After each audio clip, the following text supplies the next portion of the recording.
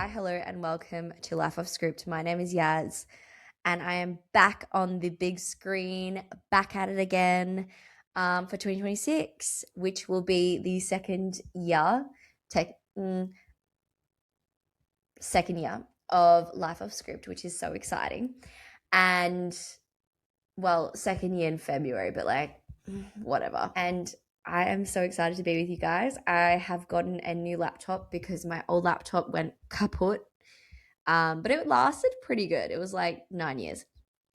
So with that comes an actual camera. You're telling me we've got video now. Let's go. I feel a bit awkward filming this, but I am excited to get stuck into this. I feel like 2026 is our year. It feels really warm and welcoming. I feel like 2025 was just like abrasive and blunt, and lots was happening, and I feel like there was just no control over any of it. Genuinely a spiral. Um and I know it was a really good year for a lot of you guys, so like love that for you.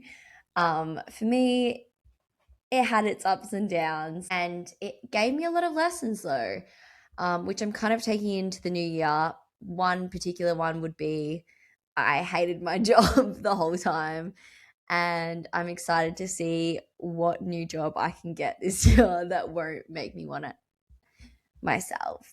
And things like that.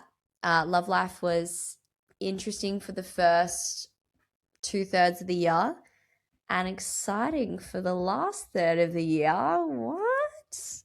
What? That's all I'm going to say. Um, but yeah, so I have decided to do an ins and outs for 2026. I kind of wanted to go over what I do every year that makes me feel really good about the year, regardless of whether, like, if I look back on it now and I'm like, oh, God, that year was tough, what I accomplished and what goals I want to bring forward. So, for me, back in Australia, I actually have a jar full of goals that I've written down from when I was, 15.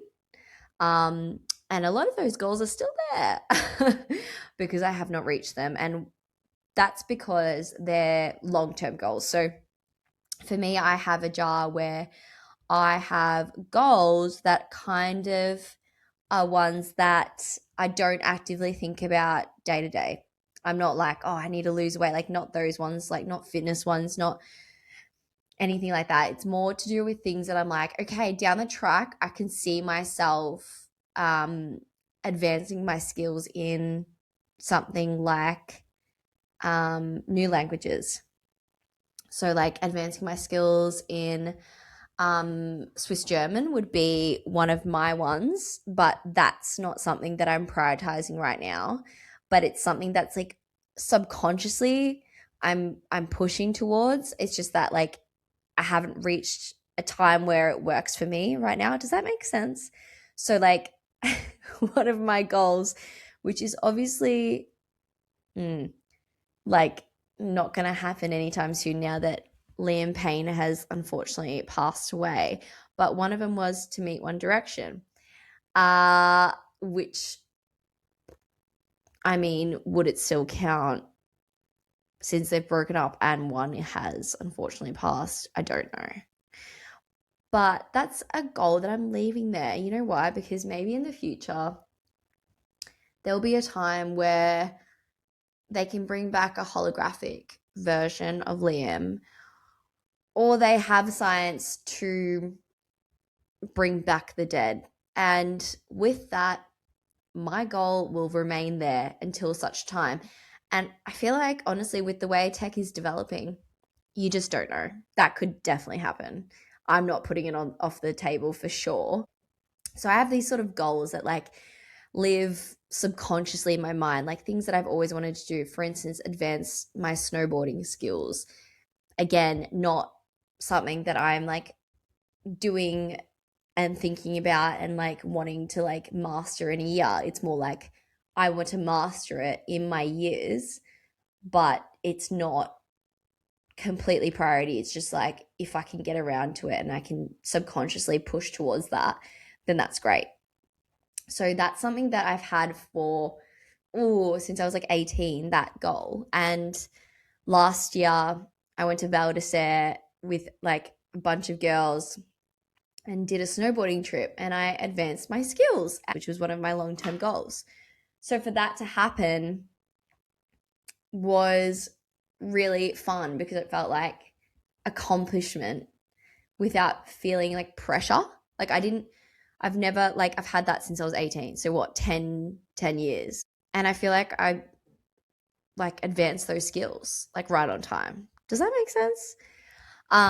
So I do that, which is just like long-term goals, usually keep them. I have no pressure to complete them and no pressure to get rid of them. They're kind of there as like nice to haves. And then I also write accomplishment list of everything that I did in the past year.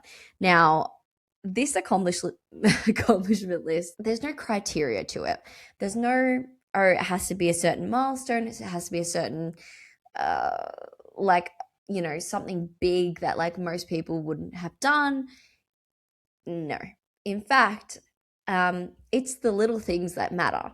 For instance, one of them was learn to not have to have my nails done all the time. Got a haircut that made my face look nice. Start getting nice skincare, and this cycle with this guy that I was seeing. You look at it like, what did it bring me? And the ending of it allowed me to move forward and not hold on to this like negative energy that was around it and have a good rest of the year. So it's those sort of things that I feel like most people would be like, oh, whatever, like, you know, and move past it. But for me, the way I go about it is to make sure that I really, really appreciate the little things that I've done this year and what I've learned and the challenges I've faced and how I've overcome them, because it makes me feel like maybe this year was slow, maybe this year was fast, maybe this year was really tough and difficult, and, you know, I felt like it was never ending.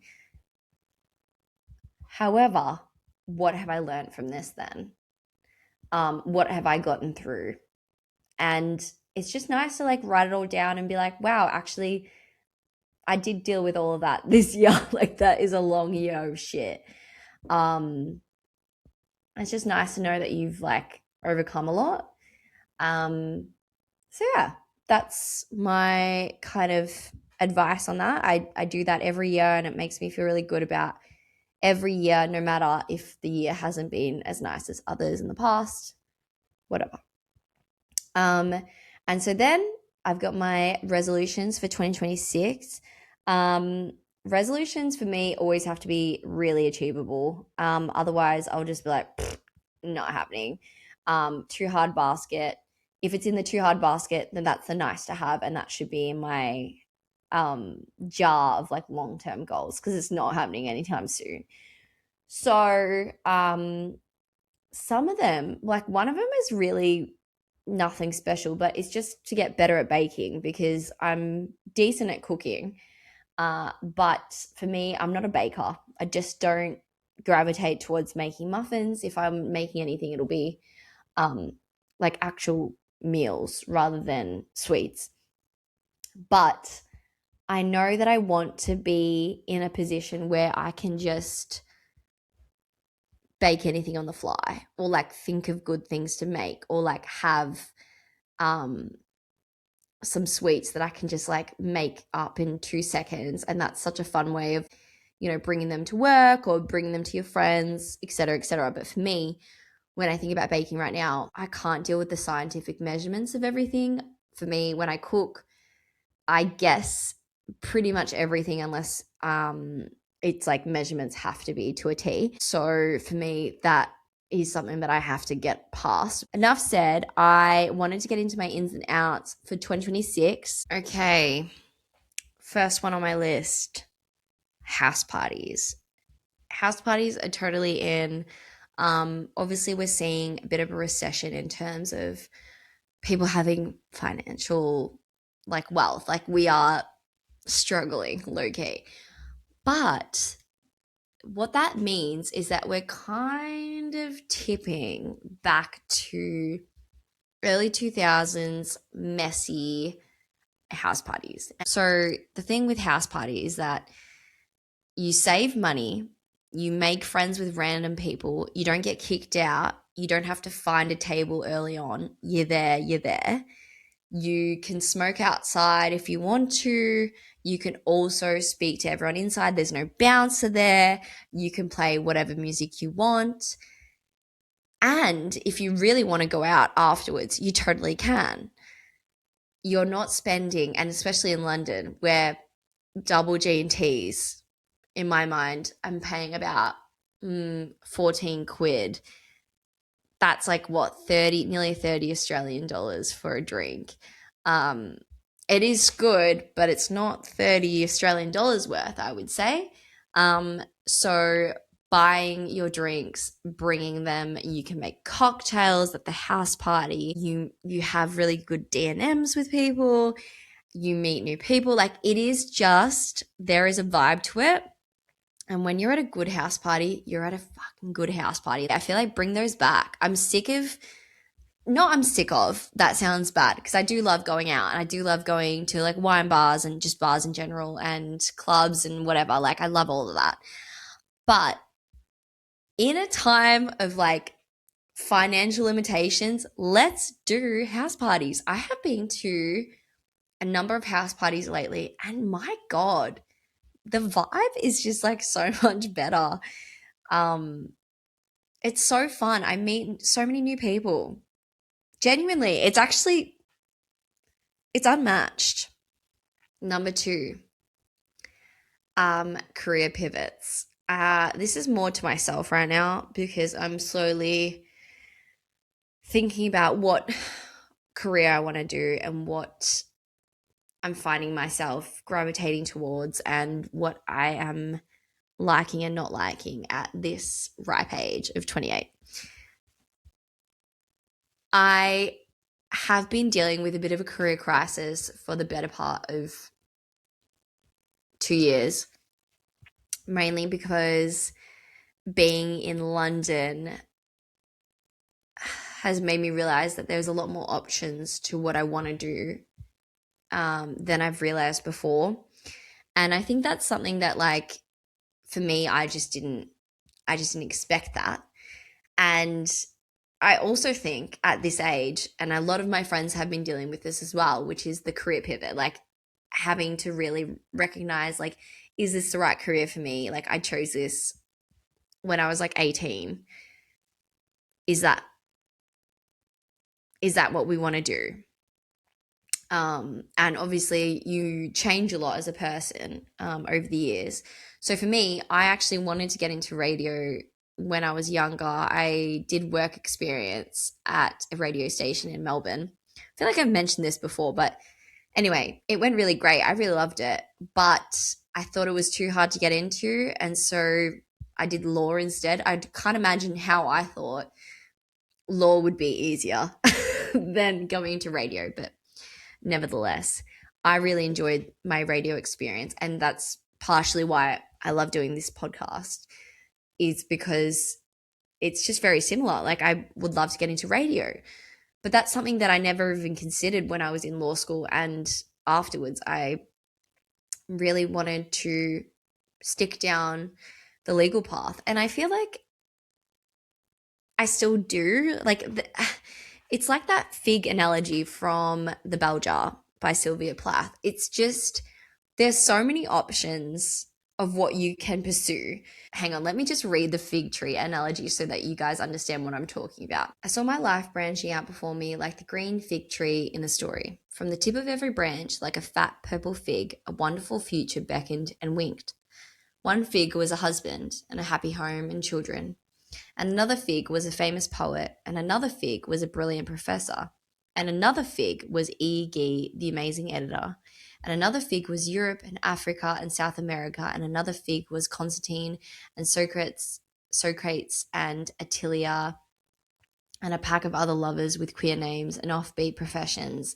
And another fig was an Olympic lady crew champion, and beyond and above those figs were many, many more figs. I couldn't quite make out. I saw myself sitting in the crotch of this fig tree, starving to death just because I couldn't make up my mind which of the figs I would choose. I wanted each and every one of them, but choosing one meant losing all the rest. And as I sat there, unable to decide, the figs began to wrinkle and go black, and one by one they plopped to the ground at my feet. It's a heavy quote. But it makes you think, right? So, and this is with careers. Like, I think about my career, I think about what life path I can choose. I can go down the path of the legal profession. I can go down the path of governance and policy. I can go down radio. I can go down, I don't know, other other options. And it makes me worry because I think if I choose one, I lose the other. But I don't. I don't think I do though. I think about like the people I know who pivoted at 50 years old, at 60 years old. I remember that at law school there was a guy who was probably 60 to 70 who was getting a law degree.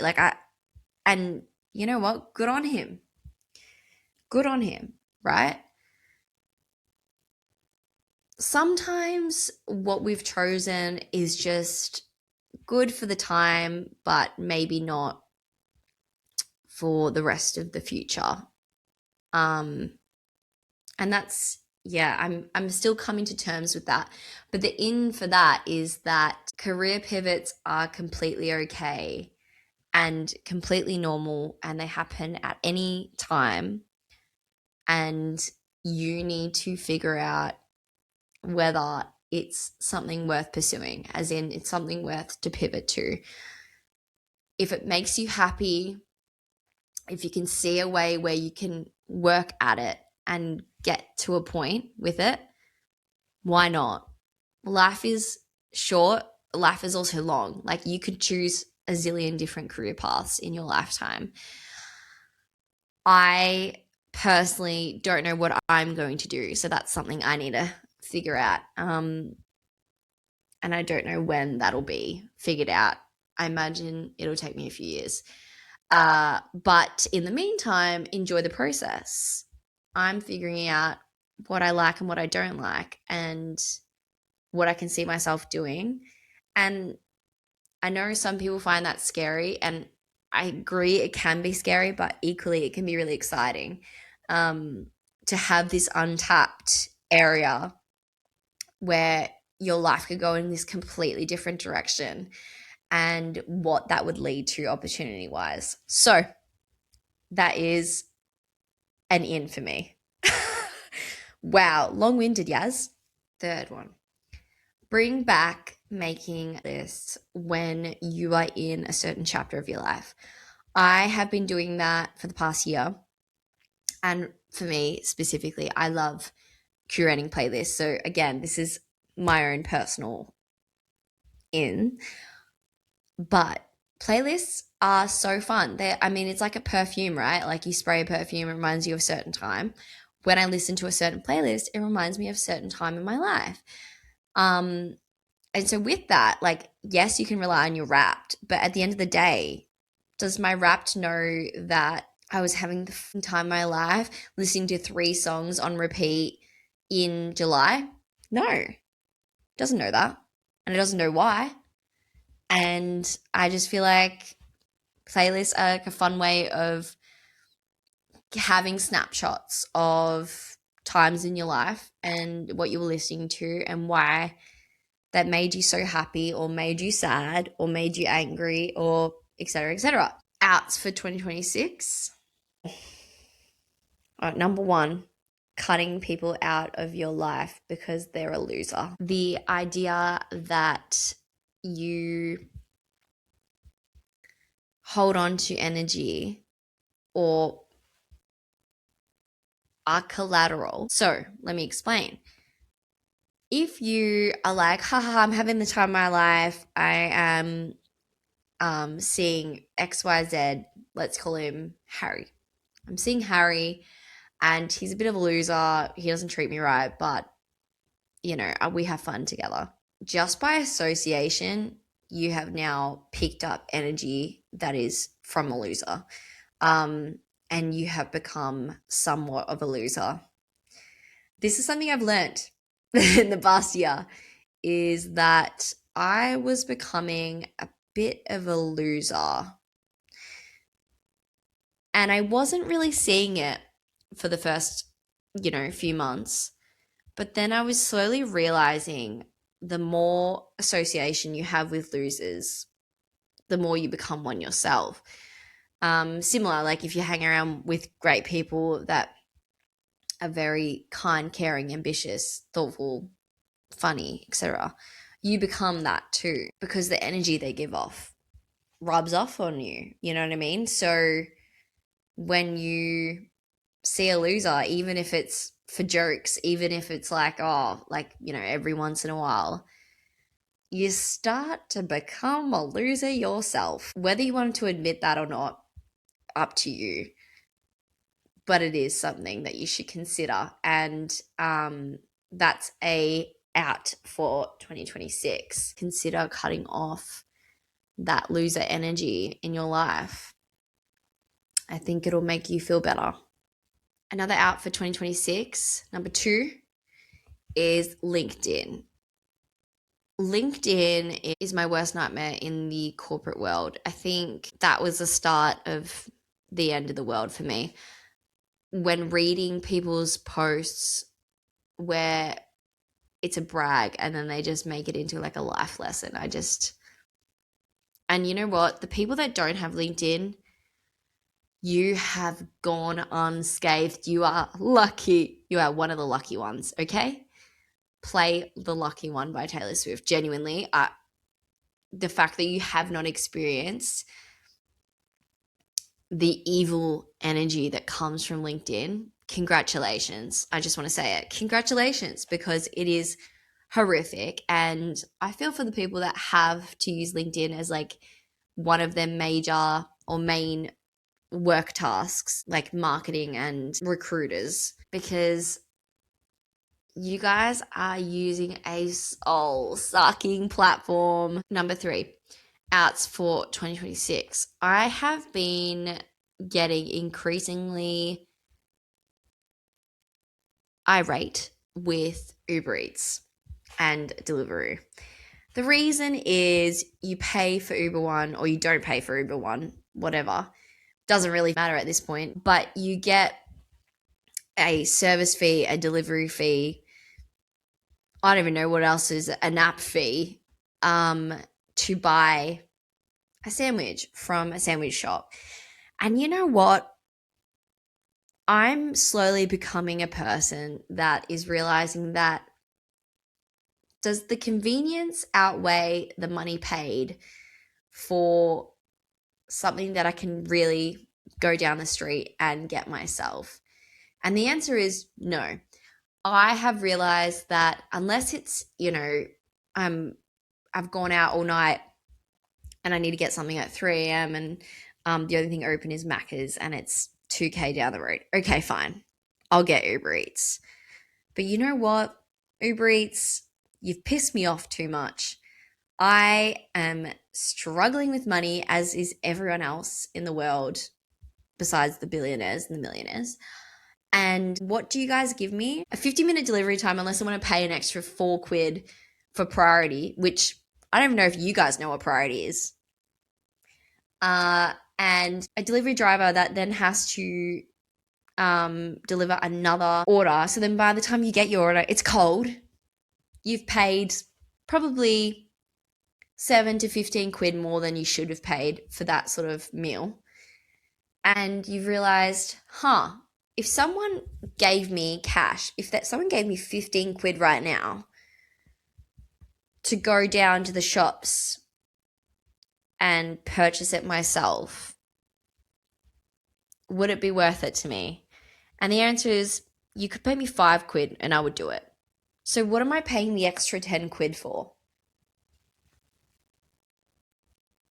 If I could just get change so quickly, walk down, grab the food, let's bring it back to pre Uber Eats, because you know what? I'm getting lazier and I'm getting more irate at the money I'm giving these corporations who are upping the price massively because they know they have a monopoly on the market. Fuck that. So, my ideal situation, Uber Eats and Deliveroo, you're out. Okay, I feel like I have talked out of my ass for 30 minutes, it says on my recording. But I hope you liked this. I feel like it's nice to have a bit of a video where you can see my facial expressions because sometimes they don't really come across when I do it audio. So this is kind of what's going to happen going forward. My background, I'm currently in my kitchen. My background is a painting. Sorry, not a painting, a print from Bel Perez.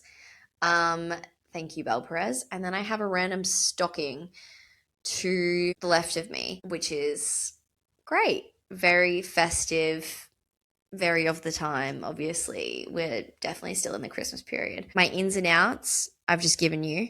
And I have some ones that are going to continue to be in from my 2025 ins and outs. So, in one of my 2025 ins was putting cinnamon in my coffee. Now, I have done that for a year straight, and it's meant to give you abundance, basically. If you swirl it right, so clockwise gives abundance, anti-clockwise is the idea that it lets go of something that's negative in your life. I have been doing that for the whole year, and could be a placebo effect. Could be. Cinnamon's still good for you regardless. My coffee tastes amazing. My home coffee tastes incredible. And it's because I heat up the milk, I put the cinnamon in, I let the cinnamon melt into the milk, and then I make my coffee. Anyway, this is my podcast episode, my first one for 2026. Hope you liked it. I, as always, love the feedback, guys, and love all the new followers that I've been getting lately. Thank you for listening to Laugh Off Script. Thank you for watching Laugh Off Script. Hey. And you can find me on Instagram or TikTok and or YouTube and all streaming platforms. That's me done. Okay. Bye, guys.